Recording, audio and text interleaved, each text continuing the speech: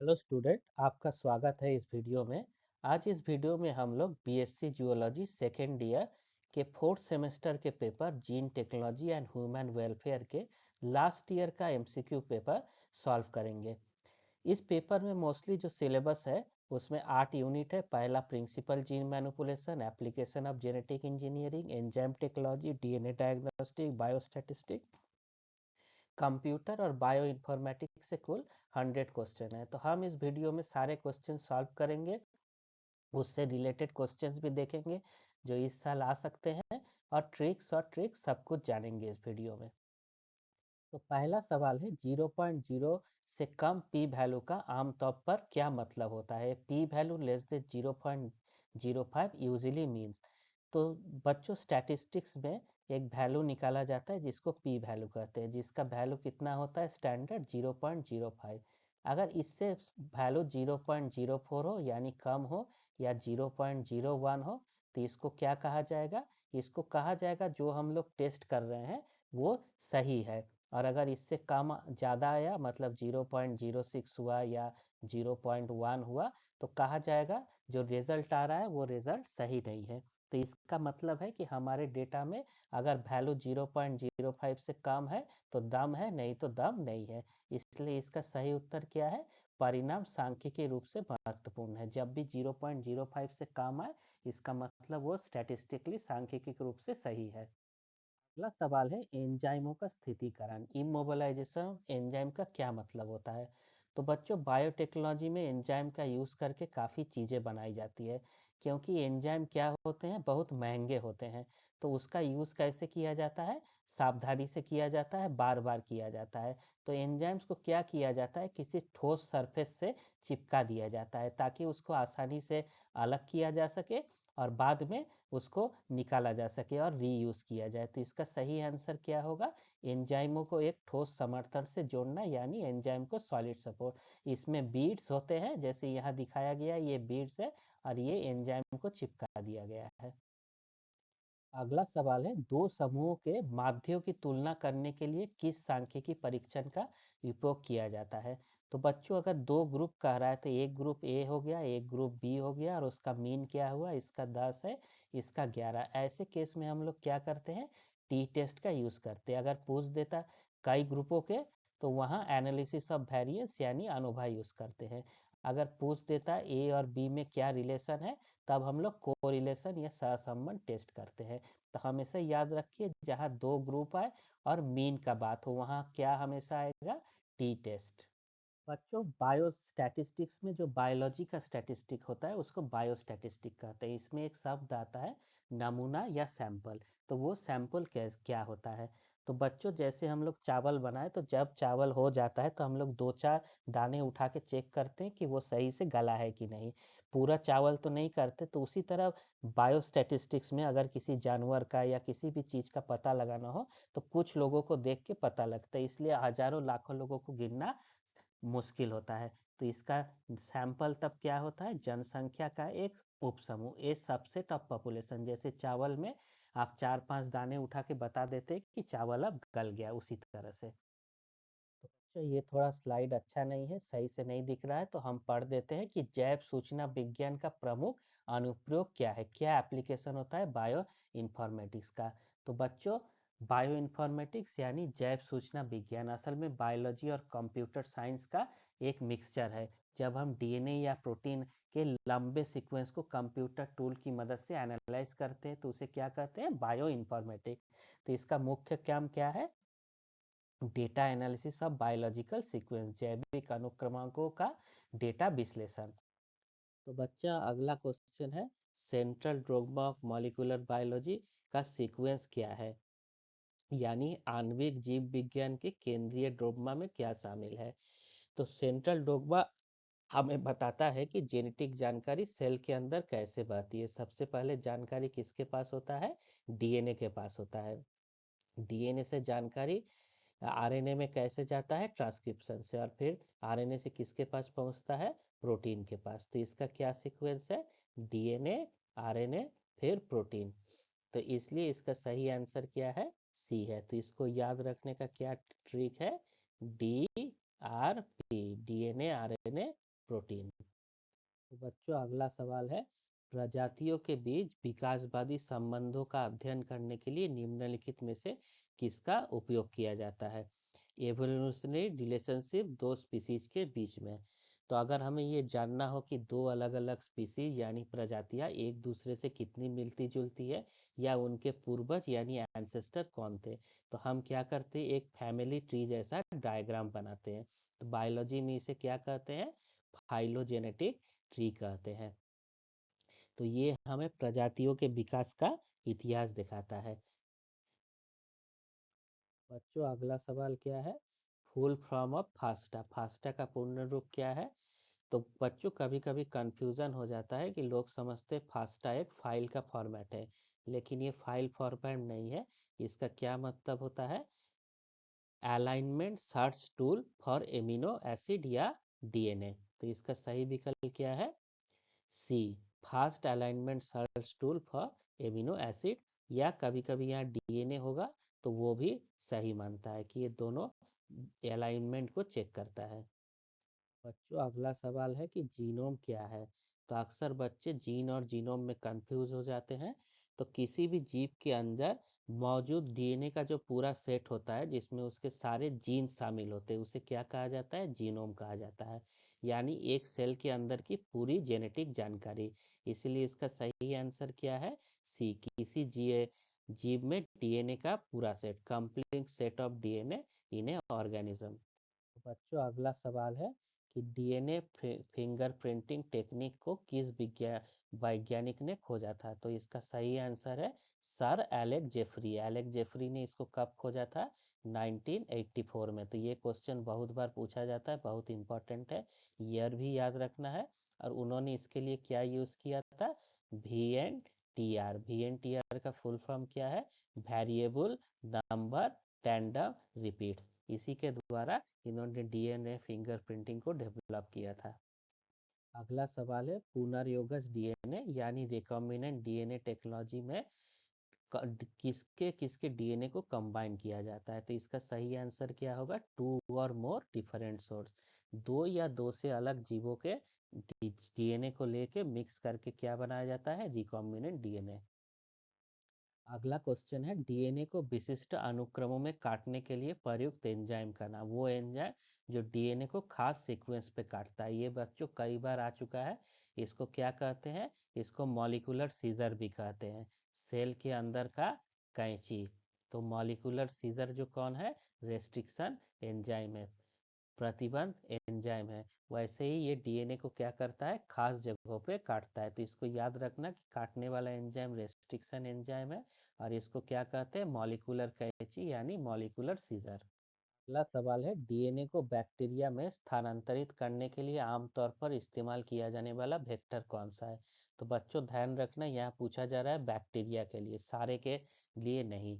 तो जब हम किसी डीएनए को बैक्टीरिया के अंदर डालना होता है तो सबसे कॉमन और छोटा रास्ता क्या होता है, प्लाज्मिड को यूज करना है। तो इसका सही जवाब क्या होगा, प्लाज्मिड। प्लाज्मिड बैक्टीरिया के अंदर पाए जाने वाला एक छोटा सा क्या होता है, सर्कुलर डीएनए होता है जो खुद को रिप्लिकेट करता है। इसी का हम लोग यूज करते हैं। अगला सवाल है, मेजबान कोशिका यानी होस्ट सेल में विदेशी डीएनए को शामिल करने की प्रक्रिया को क्या कहते हैं? तो जब हम एक बाहरी या फॉरेन डीएनए को किसी होस्ट सेल जैसे बैक्टीरिया के अंदर सफलतापूर्वक डाल देते हैं तो इस प्रोसेस को क्या कहते हैं, ट्रांसफॉर्मेशन या परिवर्तन। रेप्लिकेशन क्या होता है, जहां डीएनए अपना कॉपी बनाता है, एक डीएनए से दो डीएनए बनता है। ट्रांसलेशन में क्या होता है, आरएनए से प्रोटीन बनता है। और लाइगेशन क्या है, दो डीएनए को आपस में जोड़ना। अगला क्वेश्चन है, अगर डीएनए के स्ट्रैंड को एम्पलीफाई करना हो तो उसके लिए कौन सा टेक्निक यूज करते हैं? तो डीएनए एक छोटा छोटा सा टुकड़ा होता है जिससे हम लोग लाखों कॉपियां बना सकते हैं। ये किस टेक्निक से होता है, पॉलीमरेज चेन रिएक्शन। और इस जिसमें होता है उसको क्या कहते हैं, थर्मोसाइक्लर। तो कभी कभी पॉलीमरेज चेन रिएक्शन की जगह थर्मोसाइक्लर भी लिखा जाता है। और इसके लिए क्या यूज होता है, टैक पॉलीमरेज। तो ये क्वेश्चन भी आ सकता है, तो इसको भी याद रखना है, कौन सा एंजाइम होता है, टैक पॉलीमरेज, जो क्या होता है, थर्मोस्टेबल, टेम्परेचर से ये टूटता नहीं है। और किससे मिलता है, एक बैक्टीरिया होता है जिसका क्या नाम है, थर्मस एक्वेटिकस। तो ये तीनों पॉइंट इसके लिए बहुत इम्पोर्टेंट है। तो बच्चों अगला सवाल है, जीन क्लोनिंग के लिए आमतौर पर किस जीव का उपयोग किया जाता है? तो जब हम क्लोन करते हैं किसी जीन को तो हम चाहते हैं कि एक ऐसा जीव हो जो क्या हो, बहुत तेजी से ग्रो करे और जिसको संभालना आसान हो। तो ई कोलाई उसके लिए सबसे बेस्ट है। फ्रूट फ्लाई का बहुत ज़्यादा स्टेट जेनेटिक्स में किया जाता है, ईस्ट का भी किया जाता है, लेकिन बायोटेक्नोलॉजी में जीन क्लोनिंग का सबसे फेवरेट क्या है? E coli.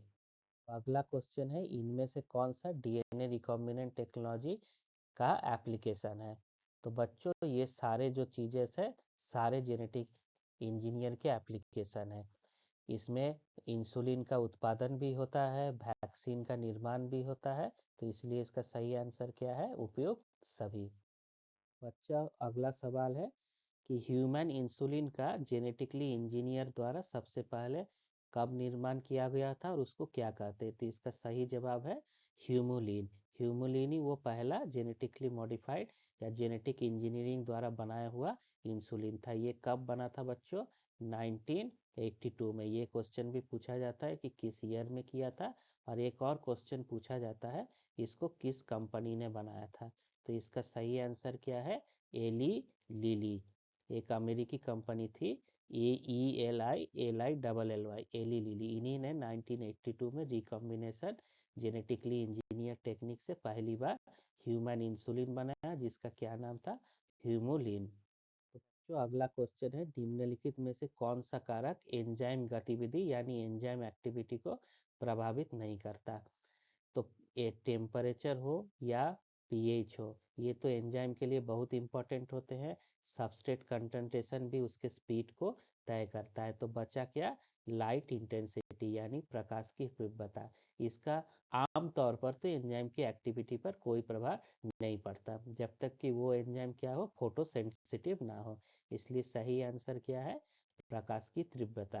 अगला क्वेश्चन है, एंजाइम एंजाइम प्रतिक्रियाओं को तेज करता है, मतलब एंजाइम रिएक्शन को कैसे फास्ट करता है? तो स्टूडेंट कोई भी केमिकल रिएक्शन शुरू होने के लिए क्या होती है? एक एनर्जी बैरियर को पार करना होता है, जिससे क्या कहते हैं?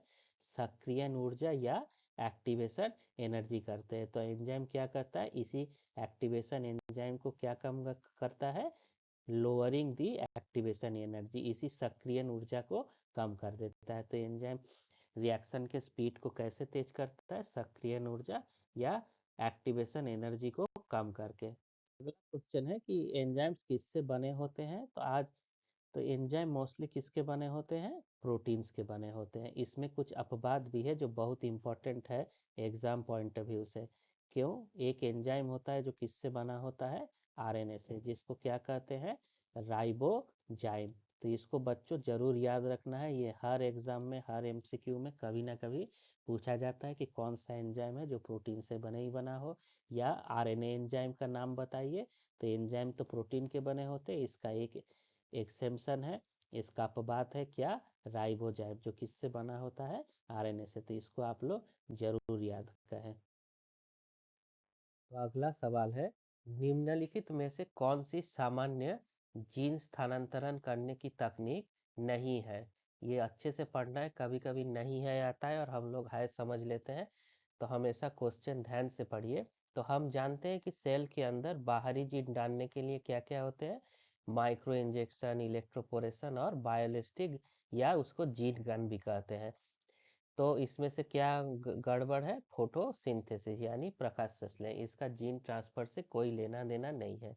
एक यहाँ और इम्पोर्टेंट है जो जीन गन है, उसी को ही क्या कहते हैं? बायोलिस्टिक्स। तो कभी कभी ये भी पूछा लिया जाता है कि बायोलिस्टिक कौन सा टेक्निक? तो इसका सही आंसर क्या होगा? Gene gun. अगला सवाल है, एंजाइम स्थितीकरण यानी एंजाइम इमोबिलाइजेशन क्या है? तो ये सवाल हम लोग पहले भी देखे थे, लेकिन यह शब्द थोड़े अलग है। एंजाइम स्थितीकरण का मतलब है एंजाइम को किसी जगह पर फिक्स कर देना, मतलब एंजाइम को किसी समर्थन या मैट्रिक्स से जोड़ देना। तो इसे ही क्या कहते हैं? Enzyme immobilisation. इसमें एंजाइम की स्टेबिलिटी बढ़ जाती है और उसे हम लोग बार बार यूज कर सकते हैं। अगला सवाल है, निम्नलिखित में से कौन सी एंजाइम स्थितीकरण की विधि नहीं है? तो जो एब्जॉर्प्शन होता है, एंट्रैपमेंट होता है और क्रॉस लिंकिंग होता है, ये जोड़ने के मुख्य तरीके हैं। फिल्ट्रेशन क्या है? इसको एंजाइम मोबिलाइजेशन का मेथड नहीं है, ये स्थिर नहीं करता।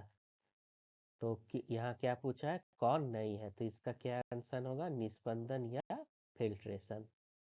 अगला क्वेश्चन है, माइक्रोबियल कल्चर में सबसे अधिक उपयोग किए जाने वाला ठोसीकरण एजेंट मतलब सॉलिडिफाइंग एजेंट क्या है?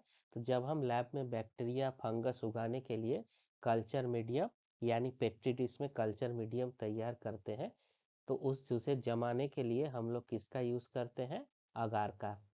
तो बच्चों ये एक और सवाल आता है कि अगार कहाँ से मिलता है? तो अगार क्या है? एक एल्गी है रोडोफाइसी, उससे हम लोग लेते हैं। और इसका नाम भी कभी कभी पूछा जाता है, कौन सा एल्गी?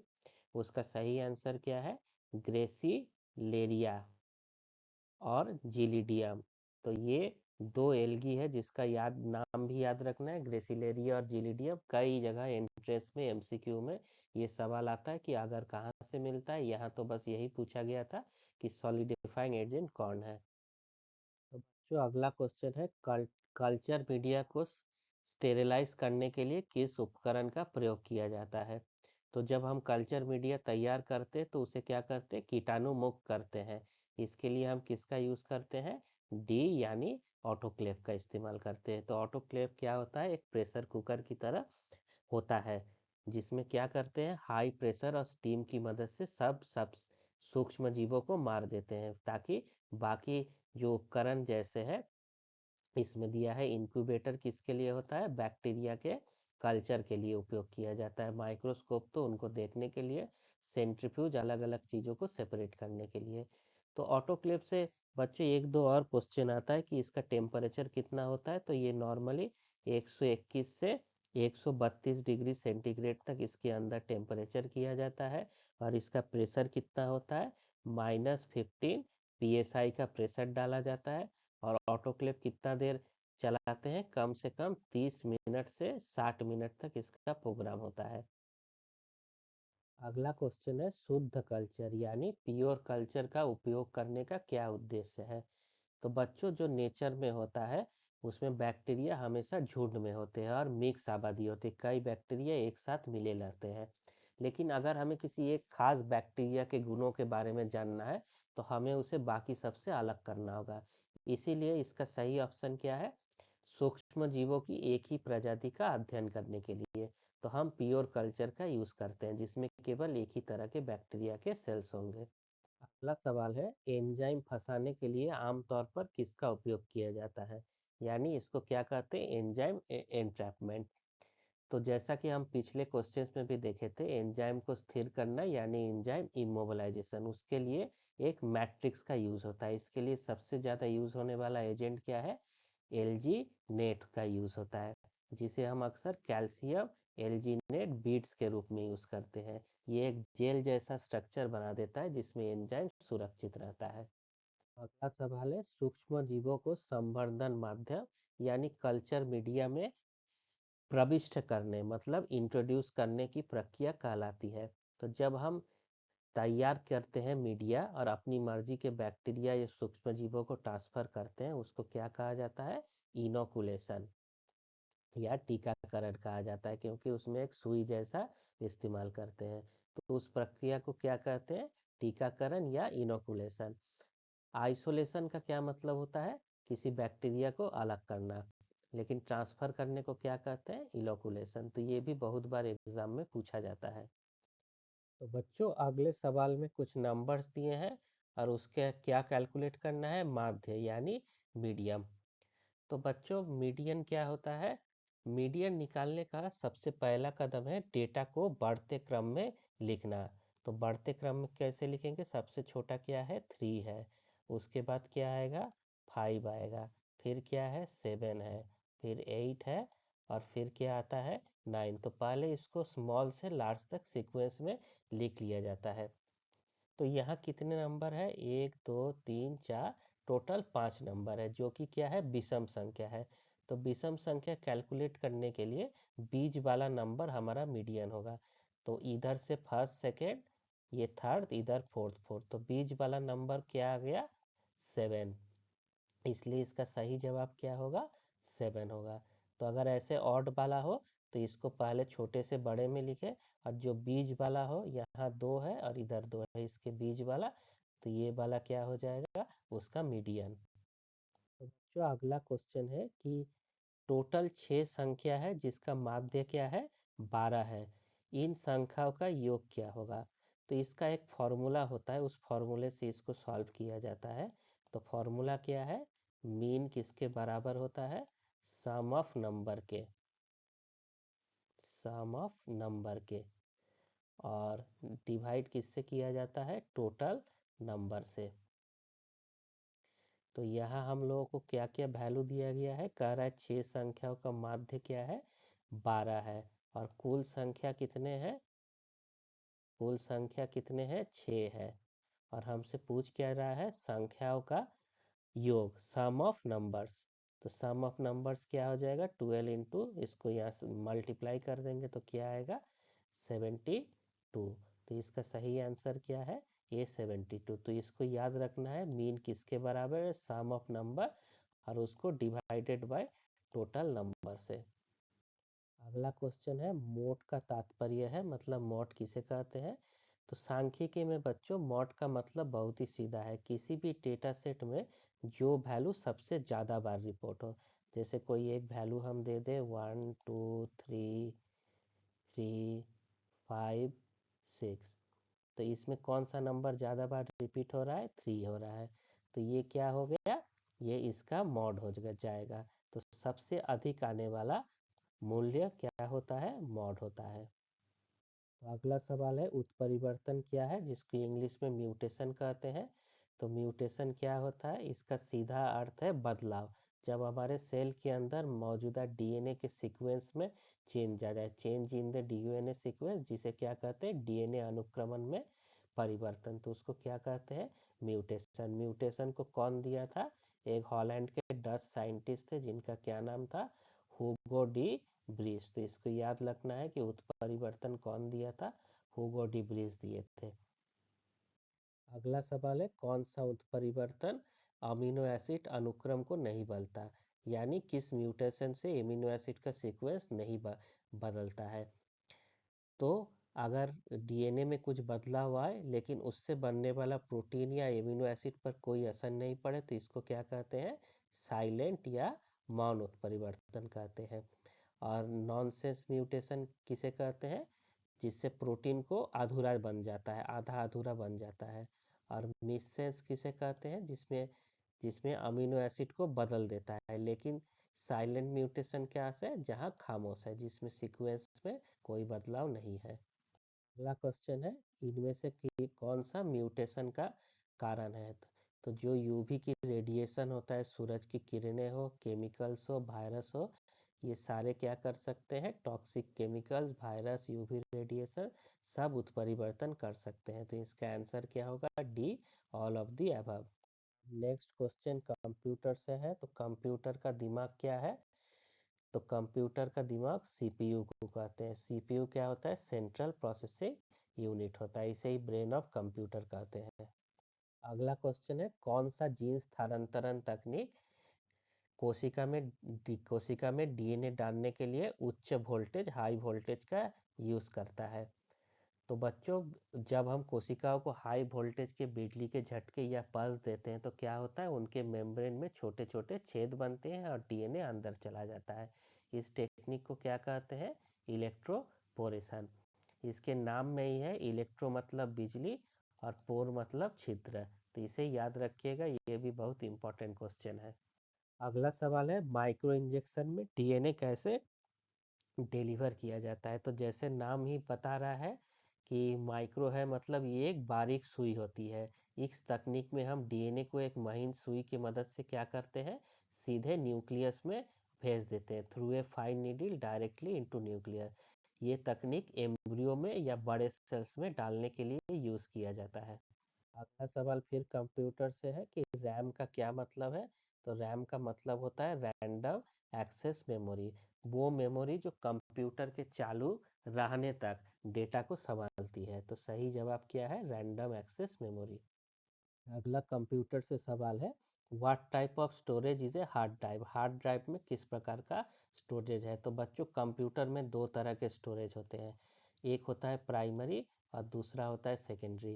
प्राइमरी क्या होता है, रैम, जो अभी लास्ट क्वेश्चन में देखे थे, रैंडम एक्सेस मेमोरी। और सेकेंडरी क्या है, हार्ड ड्राइव। हार्ड ड्राइव किसके ग्रुप में आता है, सेकेंडरी मेमोरी में आता है। तो प्राइमरी स्टोरेज वो होता है जो सीधे प्रोसेसर के संपर्क में रहता है, जबकि हार्ड ड्राइव डेटा को लंबे समय तक स्टोर करने के लिए होता है। तो याद रखना, हार्ड ड्राइव सेकेंडरी है और रैम क्या है, प्राइमरी। अगला सवाल है, इनमें से कौन आइडियल क्लोनिंग वेक्टर नहीं है। क्लोनिंग वेक्टर क्या होते हैं, जो डीएनए को ले जाते हैं। तो उसमें अच्छे वेक्टर में क्या होने चाहिए, ओरिजिन ऑफ रिप्लिकेशन होने चाहिए, एंटीबायोटिक जीन होने चाहिए और मल्टीपल क्लोनिंग साइट होनी चाहिए। क्या नहीं होना चाहिए, लार्ज साइज। तो यहाँ वही पूछ रहा है कि क्या नहीं होना चाहिए, तो बहुत ज़्यादा लार्ज होगा तो वो ला जाने में बहुत दिक्कत करेगा। तो छोटा होना चाहिए ताकि उसे संभालना और सेल में डालना आसान हो। तो अगला सवाल है, समय के साथ रुझान देखने के लिए कौन सा चार्ट सर्वोत्तम है। तो which chart is best for showing time over trend over time. तो कभी कभी आप देखते हैं कोई एडवर्टाइजमेंट होता है तो ये समय है या कुछ प्रोडक्ट का है, तो वो कैसे दिखाता है, ऐसे कभी बढ़ा कभी घटा कभी बढ़ा, घटता जा रहा है या कांस्टेंट है या बढ़ता जा रहा है। तो इस तरह के ग्राफ को क्या कहते हैं, लाइन ग्राफ, जिसमें एक सीधा लाइन से ट्रेंड को दिखाया जाता है समय के साथ साथ। अगला सवाल है, पाई चार्ट से रिलेटेड है कि पाई चार्ट में प्रत्येक सेक्टर का कोड किस पर निर्भर करता है। तो बच्चों पाई चार्ट कैसा होता है, एक गोल चार्ट होता है, सेंटर में से अलग अलग हिस्से बना के रखते हैं और वो दिखाता है कितना हिस्सा डाटा में किसका है। तो पाई चार्ट क्या है, एक गोलाकार ग्राफ है जिसमें हम डेटा को अलग अलग हिस्सों में या सेक्टर में बांट देते हैं।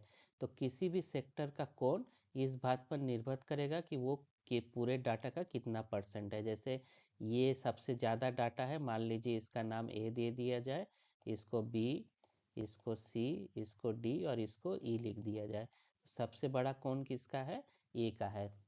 तो क्या बता रहा है, किसी भी सेक्टर का कोण इस बात पर निर्भर करता है कि वो पूरी कैटेगरी का कितना परसेंट है। तो पाई चार्ट प्रत्येक सेक्टर क्या बताता है, प्रत्येक श्रेणी का प्रतिशत हिस्सा, the percentage share of each category. अगला सवाल है, सर्च इंजन का मुख्य कार्य क्या है। तो हम सभी जानते हैं कि सर्च इंजन का असली काम इंटरनेट के महासागर में हमारे जरूरी वाली जानकारी को ढूंढना। तो इसका मुख्य कार्य क्या है, वेब से जानकारी खोजना और पुनः प्राप्त करना। तो अगला सवाल क्या है, जीन थेरेपी द्वारा सबसे पहले किस आनुवंशिकी विकार यानी जेनेटिक डिसऑर्डर का इलाज किया गया था। तो सबसे पहले बच्चों 1990 में, इसको याद रखना, डेट भी इम्पोर्टेंट है, दुनिया का पहला जीन थेरेपी एक 4 साल की बच्ची में किया गया था, जिसका क्या नाम है, SCID, severe combined immuno deficiency. ये बीमारी एक एंजाइम होता है ADA, एडिनोसिन डीएमिनेस, इस एंजाइम की कमी के वजह से होता है। तो याद रखना, जीन थेरेपी का सबसे पहला प्रोग्राम 1990 में SCID बीमारी पे हुआ था और उसमें किसका कमी था, एडिनोसिन डीएमिनेस एंजाइम का। अगला सवाल है, जीन थेरेपी से ही एक्स विवो तकनीक का क्या तात्पर्य है। तो बच्चों जीन थेरेपी में दो टाइप के होते हैं, एक इन विवो और दूसरा एक्स विवो। एक्स विवो का मतलब है शरीर के बाहर। इस तकनीक में हम रोगी की कोशिकाओं को शरीर से बाहर निकालते हैं, लैब में उनके जीन को मॉडिफाई करते और फिर उन्हें वापस डाल देते। तो इसका सही जवाब क्या है, शरीर के बाहर कोशिकाओं में जीन को संशोधित करना और उन्हें पुनः डाल देना। और अगर इन विवो पूछता तो क्या होता, जीन को सीधे रोगी में इंजेक्ट करना। अगला सवाल फिर कंप्यूटर से है, किस प्रकार का सॉफ्टवेयर कंप्यूटर के हार्डवेयर और सॉफ्टवेयर संसाधनों का प्रबंधन करता है। जिस तरह एक मैनेजर पूरी टीम को संभालता है, उसी तरह क्या होता है, ऑपरेटिंग सिस्टम होता है, वो पूरे हार्डवेयर और बाकी सॉफ्टवेयर को मैनेज करता है। अगला सवाल है, निम्नलिखित में कौन सी जीन ट्रांसफर की रासायनिक विधि है। तो बच्चों फिजिकल और रासायनिक दो तरह के होते हैं। तो इसमें इलेक्ट्रोपोरेशन, बायोलिस्टिक, माइक्रो इंजेक्शन सारे क्या है, ये सब फिजिकल है। और लाइपोसोम मेडिएटेड स्थानांतरण, ट्रांसफर क्या है, केमिकल स्थानांतरण है। इसमें हम क्या करते हैं, एक डीएनए को, जैसे ये डीएनए है, इसको क्या करते हैं, एक लिपिड के छोटे बॉल के अंदर पैक कर देते हैं। इसी को क्या कहते हैं, लाइपोसोम कहते हैं। अगला सवाल है, जीन थेरेपी में वायरल वेक्टर का उपयोग करने का उद्देश्य क्यों है, क्यों वायरल को एज ए वेक्टर यूज करते हैं। वैसे तो बच्चों वायरस बीमारियां फैलाते हैं, लेकिन जीन थेरेपी में हम उनकी इन्फेक्ट करने की क्षमता का फायदा उठाते हैं, और हम वायरस के हानिकारक जीन्स को हटा देते हैं और इलाज वाले जीन्स डाल देंगे। जब सेल में वायरस इन्फेक्ट होगा तो वो हमारा सही वाला डीएनए डाल देगा। तो इसका सही आंसर क्या है, चिकित्सकीय जीन को लक्ष्य कोशिकाओं में पहुंचाना, टू डिलीवर थेरापेटिक जीन, जो हमारा सही जीन है उसको सेल्स के अंदर डालने के लिए।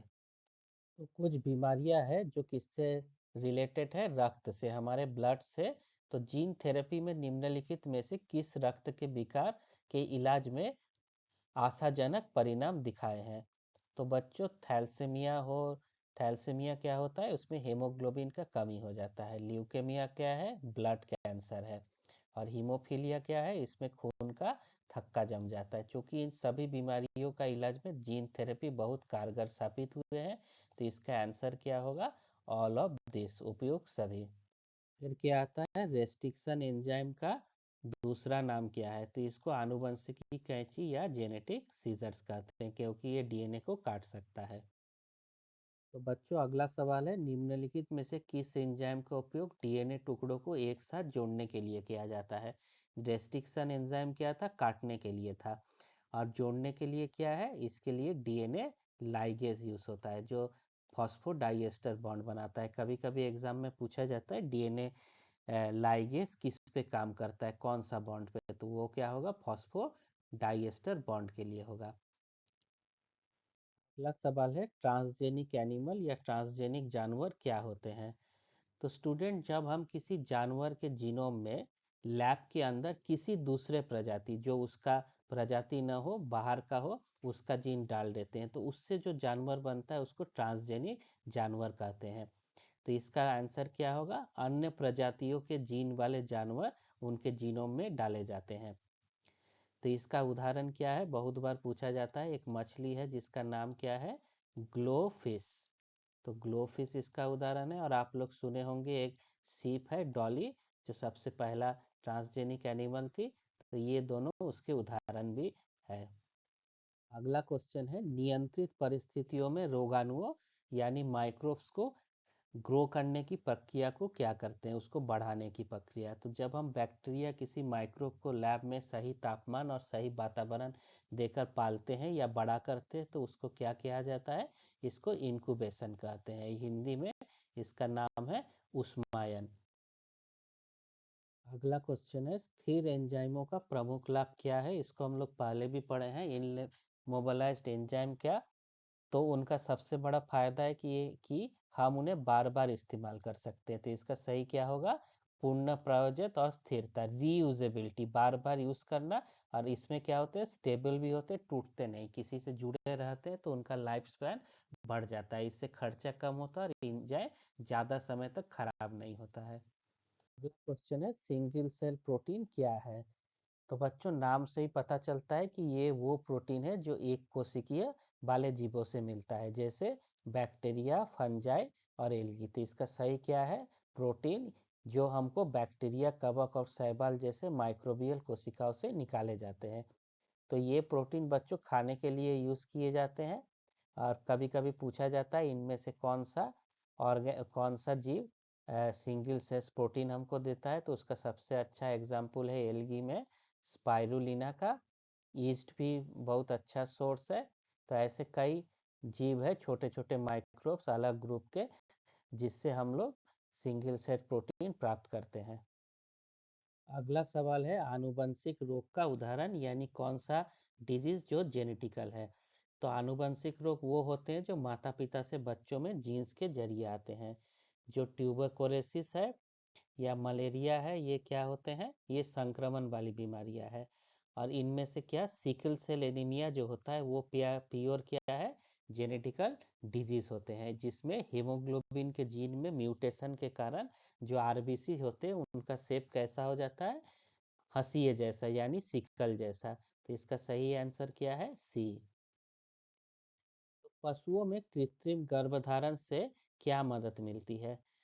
तो पशुपालन और डेयरी इंडस्ट्री में कृत्रिम गर्भधारण यानी आर्टिफिशियल इंसेमिनेशन का बहुत महत्व है। इसका मुख्य उद्देश्य है कि हम बेहतरीन नस्ल के जीवों को बनाएं और अच्छी गुणवत्ता वाले संतान प्राप्त करें। तो इसका सही क्या होगा, चयनात्मक प्रजनन और आनुवंशिकी सुधार।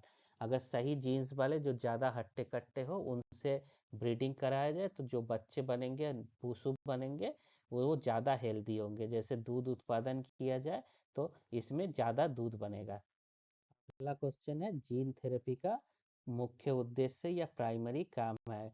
जैसा कि हम पहले भी चर्चा किए कि जीन थेरेपी बीमारी को इलाज की एक नई तकनीक है। इसमें हम रोगी के शरीर में मौजूद दोषपूर्ण जीन को स्वास्थ्य जीन में बदल देते हैं, replace defective genes with healthy gene.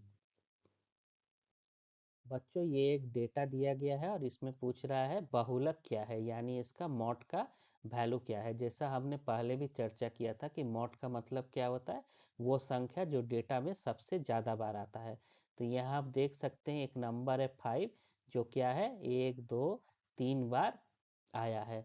लेकिन 6 कितनी बार आया है, 1 बार, 2 बार, 3 बार, 4 बार। तो ऐसी संख्या को देखना पड़ेगा कि जो सबसे ज़्यादा बार आए। चूंकि 6 की फ्रीक्वेंसी सबसे अधिक है, इसलिए मॉड इसमें क्या होगा, B6।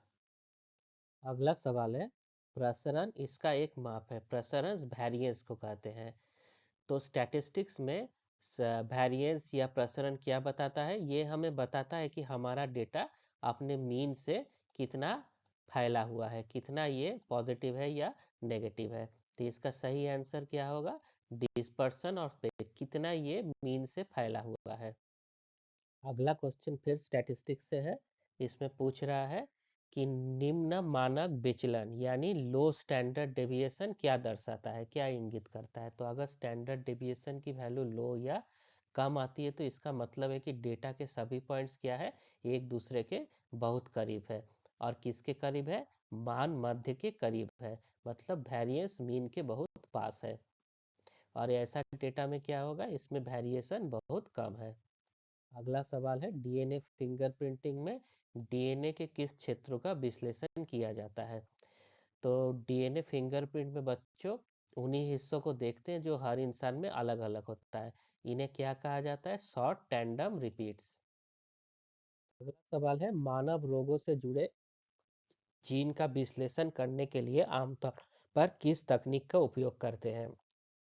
तो जब जब हमें किसी बीमारी से जुड़े खास जीन का पता लगाना होता है तो उसे एनालाइज करना होता है। तो हमें पहले क्या चाहिए कि उस जीन की कापियां बनाना। तो इसके लिए सबसे सटीक और आम तकनीक क्या है, पीसीआर यानी पॉलीमरेज चेन रिएक्शन। पीसीआर की मदद से हम बहुत कम मात्रा में मौजूद जीन को भी करोड़ों गुना बढ़ा सकते हैं ताकि उसकी जान आसान हो सके। अगला क्वेश्चन है, फसलों में संकरण यानी हाइब्रिडाइजेशन का उपयोग किस लिए किया जाता है। तो मान लीजिए एक फसल में कीड़ों से लड़ने की बहुत अच्छी क्षमता हो, दूसरी में पैदावार ज़्यादा हो। तो हम दोनों को आपस में मिलाकर एक ऐसा नया किस्म बनाएंगे जिसमें दोनों खूबियाँ हो। तो इसका आंसर क्या है, दो किस्म के वांछनीय लक्षणों को मिलाने हैं तो जो उनके अच्छे डिजायरेबल ट्रेट होंगे वो दोनों कंबाइन हो जाएंगे। अगला है, निम्नलिखित में से कौन सा सामान्य सूक्ष्मजीव है जिसका उपयोग एंजाइम उत्पादन के लिए किया जाता है। तो बच्चों जो पोनेसिलियम नोटाटम है, इससे पेनिसिलिन और कई एंजाइम्स मिलते हैं। जो इस्चेरेसिया कोलाई है, इसका उपयोग इंसुलिन और कई रिकॉम्बिनेंट एंजाइम बनाने में होता है। सैक्रोमाइसिस सेरेविसी यानी ईस्ट, इसका उपयोग बेकिंग और शराब बनाने वाले एंजाइम के लिए होता है। चूंकि ये सभी एंजाइम बनाने में इस्तेमाल होता है तो इसका सही आंसर क्या होगा, उपयुक्त सभी। अगला सवाल है, मानक विचलन यानी स्टैंडर्ड डेविएशन को किस प्रकार परिभाषित किया जाता है। बच्चों हमने पहले वेरिएंस यानी प्रसरण के बारे में पढ़ा था।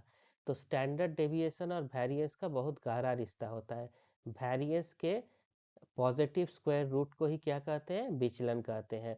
तो इसका सही आंसर क्या होगा? विचरण का वर्गमूल, यानी स्क्वायर रूट ऑफ वेरिएंस क्या है? Standard deviation. अगला है माध्यिका या मीडियन किसे कहते हैं? तो बच्चों, जब हम डेटा को बढ़ते या घटते क्रम में सजाते हैं तो जो वैल्यू बिल्कुल बीच में आती है उसे ही क्या कहते हैं? माध्यिका कहते हैं। तो इसका जवाब क्या होगा? क्रमबद्ध सूची में माध्यमान, the middle value in a sorted list. अगला सवाल है रिकॉम्बिनेंट डीएनए टेक्नोलॉजी में वेक्टर किसे कहते हैं? तो बच्चों, अगर हमें किसी बाहरी या विदेशी डीएनए को होस्ट सेल के अंदर पहुंचाना है तो हमें एक वाहन की जरूरत होती है। इसी वाहक को यानी कैरियर को हम वेक्टर कहते हैं, जैसे कि प्लाज्मिड। तो सही उत्तर है विदेशी डीएनए के लिए एक वाहक, एक carrier molecule for foreign DNA. अगला सवाल है पाई चार्ट में एक पूर्णवृत्त बराबर होता है। तो बच्चों, पाई चार्ट क्या होता है? हमेशा गोलाकार होता है और उसमें सेंटर होता है और अलग अलग जैसे डाटा होते हैं उसका परसेंट शो किया जाता है। तो गणित के हिसाब से एक पूरा गोल या वृत्त कितने डिग्री का होता है? 360 डिग्री का होता है। तो अगर हम प्रतिशत की बात करें तो ये 100% है, इसलिए सही विकल्प क्या है? 100% और 360 डिग्री। अगला सवाल है निम्नलिखित में से कौन सा एक खोज इंजन नहीं है, सर्च इंजन नहीं है? तो गूगल हो, बिंग हो या डक डक गो हो, ये सारे सर्च इंजन है। ये वेबसाइट है जहां हम जानकारी खोजते हैं। फायरफॉक्स क्या है? एक वेब ब्राउजर है। तो कौन सा इंजन नहीं है? तो सही आंसर क्या है? फायरफॉक्स। ये एक वेब ब्राउजर है जिसका उपयोग हम इंटरनेट को देखने के लिए करते हैं। अगला क्वेश्चन है जैव जैव सूचना यानी बायो इन्फॉर्मेटिक्स में होमोलॉगी का किसको बताता है? तो हाँ, जब दो अलग अलग प्रजातियों के डीएनए या प्रोटीन सीक्वेंस आपस में बहुत ज़्यादा मिलते जुलते हो तो इसका क्या मतलब होता है? उनके पूर्वज समान थे। इसी को हम क्या कहते हैं? अनुक्रमों के बीच विकासवादी संबंध, यानी एवोल्यूशनरी रिलेशनशिप बिटवीन सीक्वेंस। तो होमोलॉगी का मतलब है कॉमन ओरिजिन से आया हुआ समानता का रिश्ता। तो सही जवाब क्या है? ए है। अगला सवाल है एंजाइम गतिविधि मुख्य रूप से प्रभावित होती है। तो एंजाइम की जो गतिविधि होती है कई चीजों पर निर्भर करती है। सबसे क्या इम्पोर्टेंट है? सही टेम्परेचर हो, एक सटीक पीएच और पर्याप्त मात्रा में सबस्ट्रेट जरूरी हो। तो इसका आंसर क्या होगा? डी, तापमान, पीएच और सबस्ट्रेट की सांद्रता, कंसंट्रेशन उस सबस्ट्रेट का क्या है। अगला सवाल है अगर किसी डेटा सेट का माध्य मतलब मीन 50 है और स्टैंडर्ड डेविएशन 5 है तो उसका कोफिशिएंट ऑफ वेरिएशन यानी विचरण गुणांक क्या होगा? तो इसका क्या फॉर्मूला होता है? सी भी हम लोग निकालते हैं। कोफिशिएंट्स ऑफ वेरिएशन बराबर होता है स्टैंडर्ड डेविएशन और उसको डिवाइड कर देते हैं मीन से इनटू 100। तो इसमें अगर वैल्यू रखा जाए तो स्टैंडर्ड डेविएशन का वैल्यू यहाँ कितना है? 5 है और मीन कितना है? 50 है इनटू 100 है। तो इसको कैलकुलेट किया जाए तो कितना आएगा? 10। तो इसका सही आंसर क्या होगा? 10%। अगला सवाल है आनुवंशिक विकार यानी जेनेटिक डिसऑर्डर किन कारणों से होते हैं? तो हमारे शरीर का जो सारा कुछ कंट्रोल होता है वो डीएनए से होता है। तो डीएनए में जब म्यूटेशन हो जाएगा, उत्परिवर्तन हो जाएगा तो आनुवंशिकी विकार पैदा होते हैं। बैक्टीरिया का संक्रमण या एनवायरमेंटल पोल्यूशन या ज़्यादा एक्सरसाइज करने से नहीं होते, ये बस जेनेटिक डिसऑर्डर ही इसका मुख्य कारण होता है। अगला सवाल है डीएनए फिंगरप्रिंटिंग का उपयोग किसके लिए किया जाता है? तो इसका सबसे बड़ा उपयोग अपराध विज्ञान या कानूनी मामले में होता है, जैसे किसी अज्ञात व्यक्ति की पहचान करना या पैटर्निटी टेस्टिंग में। तो पहचान या पितृत्व परीक्षण यह इसका सबसे ज़्यादा यूज होने वाला है। अगला सवाल है हिस्टोग्राम और बार चार्ट कैसे एक दूसरे से अलग होते हैं? तो अक्सर लोग दोनों को सेम समझते हैं लेकिन ये दो अलग चीज़ें हैं। जो पहले थोड़ा अगर इस ग्राफ को ऐसे देखा जाए तो बार ग्राफ क्या होता है? अलग अलग ऐसे बार होते हैं। और हिस्टोग्राम क्या होता है? हिस्टोग्राम में सारे बार क्या होंगे, आपस में जुड़े रहते हैं।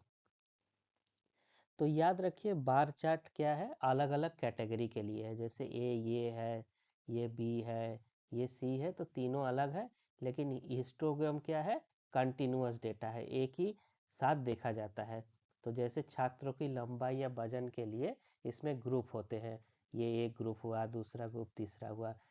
और हिस्टोग्राम क्या है, इसमें पट्टियाँ एक दूसरे से सटी होती है, यहाँ क्या है, एक दूसरे से सटा है। तो सही उत्तर क्या है, ये निरंतर डेटा की आवृत्ति प्रदर्शित करता है। तो हिस्टोग्राम बार ग्राफ से कैसे अलग है, ये कंटिन्यूअस डेटा दिखाता है, एक पूरा कंटिन्यूअस हो रहा है और इसमें अलग अलग ग्रुप का अलग अलग वैल्यू है। अगला सवाल है, इनमें निम्नलिखित में से कौन सा एक इनपुट डिवाइस है। तो यहाँ मॉनिटर, प्रिंटर और स्पीकर क्या है, ये हमें जानकारी बाहर देते हैं, यानी आउटपुट डिवाइस। और माउस का उपयोग कैसे करते हैं, निर्देश देने के लिए करते हैं, इसलिए ये क्या है, आउटपुट डिवाइस है। अगला सवाल है, किस घटक को इनपुट और आउटपुट डिवाइस दोनों मानते हैं। तो कीबोर्ड क्या है, ये इनपुट डिवाइस है। माउस क्या है, इनपुट डिवाइस है। माइक्रोफोन क्या है, सुनने के लिए है, आउटपुट डिवाइस है। टच स्क्रीन से क्या होता है, आप कुछ टच करके उसको इनपुट भी कर सकते हैं और टच स्क्रीन आपको दिखाता भी है। तो इनपुट और आउटपुट दोनों डिवाइस कौन है, टच स्क्रीन। ई टेस्ट का उपयोग तुलना करने के लिए किसके किसके बीच में किया जाता है। जैसा कि हमने पहले भी देखा था, जब हमारे पास दो ग्रुप हो तो हमें ये देखना होता है क्या उनका औसत में कोई महत्वपूर्ण अंतर है या नहीं। तो हम क्या यूज करते हैं, टी टेस्ट। तो इसका सही अंतर क्या है, जब मीन्स ऑफ टू ग्रुप, दो समूहों के माध्य की जांच करनी हो तो। अगला सवाल है, ब्लास्ट का मुख्य उद्देश्य क्या है। तो ब्लास्ट क्या होता है, basic local alignment search tool, जिसका उपयोग रिसर्च में बहुत ज़्यादा होता है। जब हमारे पास कोई अज्ञात डीएनए या प्रोटीन का सीक्वेंस होता है, तब उसे डेटाबेस में पहले से मौजूद हजारों सीक्वेंस के साथ कंपेयर करते हैं ताकि उसकी पहचान की जाती है। तो इसका सही आंसर क्या क्या होगा, डेटाबेस के साथ क्वेरी अनुक्रमों की तुलना करने के लिए। Compare A query sequence with A database, जो सीक्वेंस हमारा है उसको दूसरे पहले से मौजूद डेटा से कंपेयर करने के लिए। अगला सवाल है, निम्नलिखित में से कौन सा एक ऑपरेटिंग सिस्टम नहीं है। तो विंडोज हो, लाइनक्स हो या मैक ओएस हो, ये सब क्या है, सब ऑपरेटिंग सिस्टम है जो चलाने में, कंप्यूटर चलाने में मदद करता है। लेकिन सी क्या है, ओरेकल। ओरेकल क्या है, एक डेटाबेस मैनेजमेंट सिस्टम है, इसको क्या कहते हैं, DBMS, डेटाबेस मैनेजमेंट सिस्टम है। तो ये ऑपरेटिंग सिस्टम नहीं है। तो सही आंसर क्या है, ओरेकल। अगला सवाल है, टी टेस्ट जो परीक्षण होता है वो कैसे डेटा पे होता है। तो बच्चों डेटा दो तरह के होते हैं। एक क्या होता है, जैसे कोई मीन है, इससे कुछ वैल्यू कम होंगे और कुछ वैल्यू इधर होंगे। ये मान लीजिए 10 है तो इधर 11 हो गया, इधर 9 हो गया। तो ये ऐसा कर्व बनता है कि जो बीच के दोनों तरफ बराबर हो, उसको क्या कहते हैं, नॉर्मली डिस्ट्रीब्यूटेड। या अगर डाटा ऐसा हो कि यहाँ मीन है और ज़्यादा डाटा यहाँ है, यहाँ कम डाटा है, तो इसको क्या कहते हैं, नॉट नॉर्मली डिस्ट्रीब्यूटेड। तो टी टेस्ट के लिए क्या जरूरी होता है, नॉर्मली डिस्ट्रीब्यूशन। तो इसका सही आंसर क्या है, सी, नॉर्मली डिस्ट्रीब्यूटेड या सामान्य रूप से वितरित। अगला क्वेश्चन है, क्लस्टर डब्ल्यू एक उपकरण है जिसका उपयोग निम्नलिखित में से किसमें किया जाता है। तो हमने पहले ब्लास्ट के बारे में पढ़ा था, जो दो सीक्वेंस को तुलना करता है। लेकिन जब हम दो से अधिक, जैसे 5 या 10 डीएनए या प्रोटीन सीक्वेंस एक साथ तुलना करते हैं, तो हमें क्या प्रयोग करते हैं, क्लस्टर डब्ल्यू। तो इसका सही आंसर क्या होगा, मल्टीपल सीक्वेंस अलाइनमेंट या बहु अनुक्रम संरेखन। बच्चों अगला सवाल है, www का मतलब क्या है। तो www का मतलब है वर्ल्ड वाइड वेब। तो ये बहुत आसान सवाल है और कई बार एग्जाम में आता है। लेकिन इससे क्या है, एक और चीज जान सकते हैं, इसका टर्म किसने दिया था। तो इसका टर्म दिया था बर्न्स ली, एक साइंटिस्ट थे बर्न्स ली, उसने www का नाम दिया था। तो ये तो पूछा जाता ही है, लेकिन हो सकता है अब ये बहुत बार पूछा गया हो, तो अब क्या पूछा जाए कि इस टर्म को किसने दिया था। तो इसको आप लोग याद रख सकते हैं। आपका सवाल ये बहुत महत्वपूर्ण सवाल है, इससे कई सवाल आ सकते हैं कि निम्नलिखित में से कौन सा डेटाबेस मुख्य रूप से न्यूक्लियोटाइड अनुक्रमण से संबंधित है। तो बच्चों इसको जान लीजिए, बहुत इंपॉर्टेंट है। पीडीबी जो होता है ये प्रोटीन के 3D स्ट्रक्चर के लिए होता है। पी से प्रोटीन है तो याद रखिएगा, प्रोटीन 3D स्ट्रक्चर स्टडीज के लिए उसका यूज होता है। जो दूसरा है स्विसपोर्ट, ये भी प्रोटीन के पीआर इसमें भी है, तो प्रोटीन के सीक्वेंस के लिए यूज होता है। और ओमिम जो है ये ह्यूमन के जेनेटिक्स के लिए हो सकता है, मेंडेलियन जेनेटिक्स के लिए है, उसमें यूज होता है। तो आप कहेंगे कि न्यूक्लियोटाइड सीक्वेंस के लिए कौन सा होता है, तो उसका सही आंसर क्या है, जीन बैंक। ये वो डेटाबेस है जो मुख्य रूप से न्यूक्लियोटाइड यानी डीएनए आरएनए सीक्वेंस को स्टोर करता है, और ये किसका हिस्सा है, एनसीबीआई का हिस्सा है।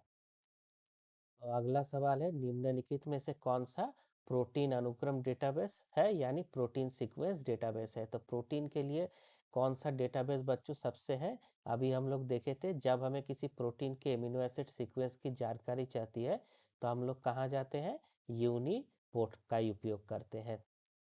ध्यान रखो, जीन बैंक और ईएमबीएल मुख्य रूप से किसके लिए होते हैं, डीएनए के लिए होते हैं।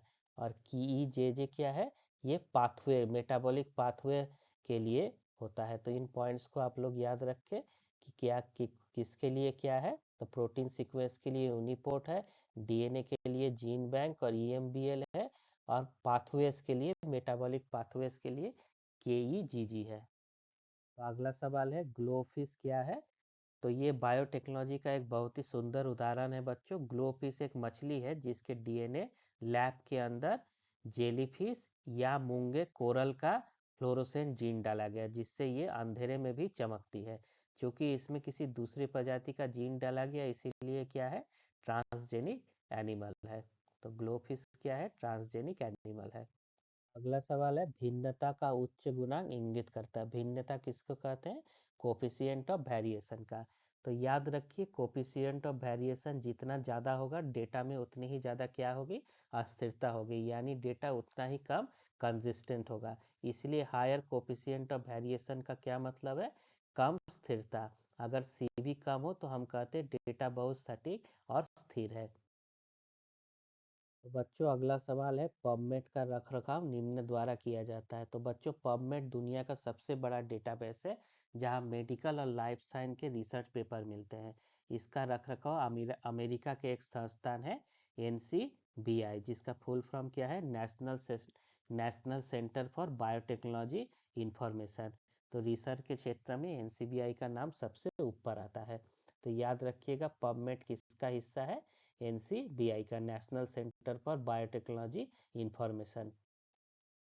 अगला सवाल है, जोड़ीवार अनुक्रम यानी पेयर वाइज सीक्वेंस अलाइनमेंट का क्या मतलब है, या ये किसको कंपेयर करता है। जैसा कि नाम से ही है, पेयर मतलब जोड़ी, इसका मतलब है कि हम एक समय में दो सीक्वेंस को तुलना करते हैं। यहाँ ध्यान दें, अगर दो या दो से ज़्यादा सीक्वेंस हो तो हमको उसको क्या कहते हैं, मल्टीपल सीक्वेंस अलाइनमेंट कहते हैं, जैसे क्लस्टर डब्लू होता है। लेकिन पेयर वाइज हमेशा सिर्फ दो के लिए होता है। तो ये इसका पेयर है, तो ऑलमोस्ट इसका आंसर क्या होगा, two sequence at a time.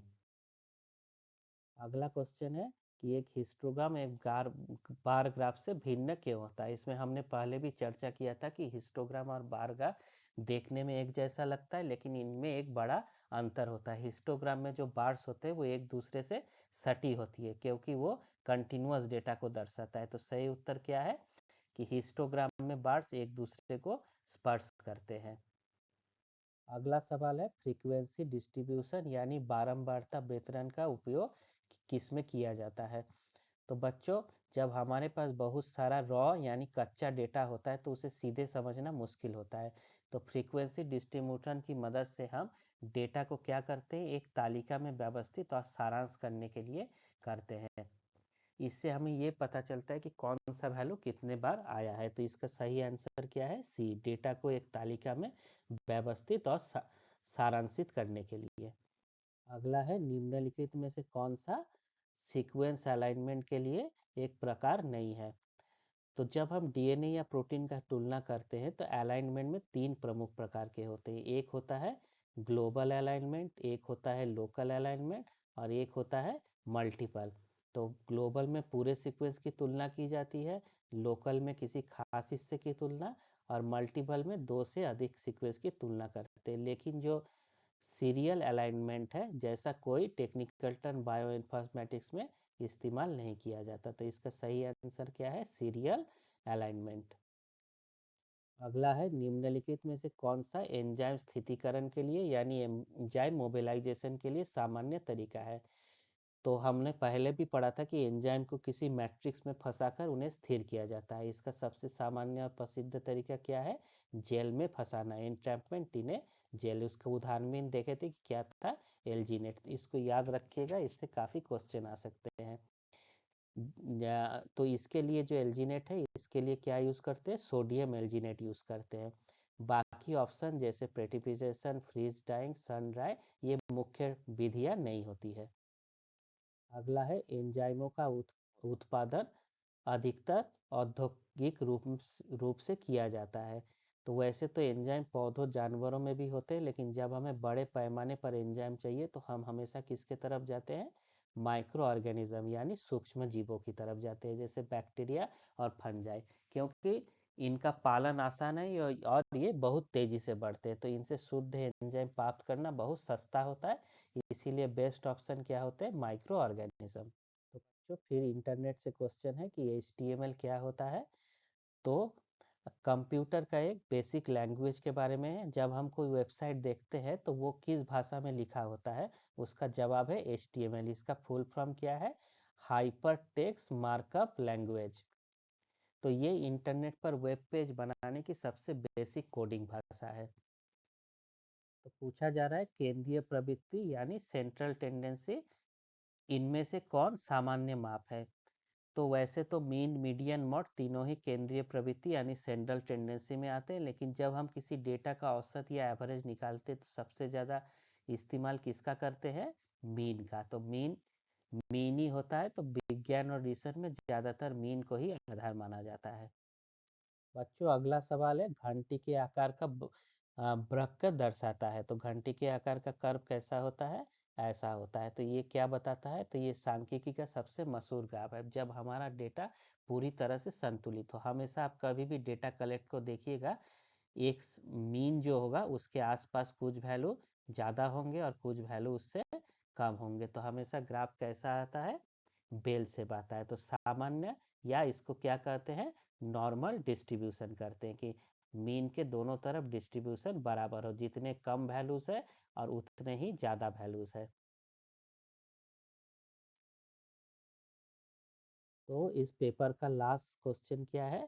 फार्माकोजीनोमिक्स का क्या अध्ययन करता है? फार्माकोजीनोमिक्स में किस चीज़ का अध्ययन किया जाता है? तो आपने देखा भी होगा ऐसा कभी कि एक ही दवाई दो अलग अलग लोगों पर अलग अलग असर करता है। तो ऐसा क्यों होता है? तो इसी का जवाब कौन ढूंढता है? फार्माकोजीनोमिक्स। ये विज्ञान हमें बताता है कि किसी व्यक्ति के जीन दवाओं के प्रति उसकी प्रतिक्रिया को कैसे प्रभावित करते हैं, कि किसी व्यक्ति के जीन दवाओं के प्रति उसकी प्रतिक्रिया को कैसे प्रभावित करते हैं। ये इसी को हम लोग किस में पढ़ते हैं? फार्माकोजीनोमिक्स में पढ़ते हैं। ये मेडिसिन का काफ़ी भविष्य है। तो बच्चों, इस तरह से हम लोगों का पूरा 100 क्वेश्चन का सफ़र यहीं ख़त्म होता है। तो आप लोग कमेंट करके ज़रूर बताएं कि आप लोगों को कैसा लगा। और आप लोग चाहेंगे तो इस साल के क्वेश्चन का एक 100 क्वेश्चन का सीरीज़ हम लोग बना सकते हैं, कि इस साल कैसे क्वेश्चन आ सकते हैं। ये तो पास्ट पेपर होगा। तो आप लोग ज़रूर कमेंट करके बताएं। या और आपको किस पेपर में बॉटनी का भी होगा तो उसका भी बन जाएगा। तो आप ज़रूर कमेंट करें। और कोई भी टॉपिक जिसमें से आप लोगों को डिफ़िकल्टी लगता है, उसमें आप लोग कहेंगे तो ज़्यादा लोग कहेंगे तो उस पर तुरंत वीडियो बनाएंगे। तो आप लोग इतनी देर तक देखें उसके लिए बहुत बहुत शुक्रिया। Thank you.